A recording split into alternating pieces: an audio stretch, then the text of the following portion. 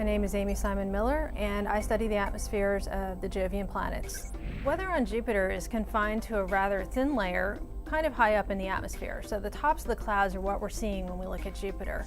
One thing we're seeing in the southern part of the equatorial region is little V-shaped clouds or chevrons, and we wanted to understand how those are moving in the atmosphere. What we think chevrons are simply holes in the clouds. They're simply areas where we don't see any bright white clouds. The Cassini mission flew by Jupiter in the year 2000, and because it was a slow, distant flyby, we got a lot of coverage of the planet over a long time period.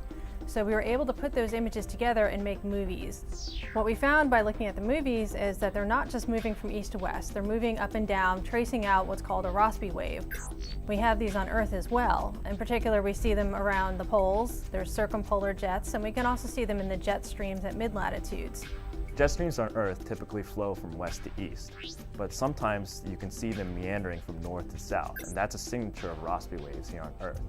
These meanders can sometimes grow stronger, and that can lead to everyday weather changes, such as the passage of fronts or storms being generated. For most people, what we really want to understand is weather on Earth, and what are the things that affect weather on Earth. Now, Jupiter and Earth are very different planets. We don't have land and we don't have seasons on Jupiter. On the other hand, we see very similar weather phenomena. So being able to understand and study another planet teaches a lot more about what's common in an atmosphere on the Earth.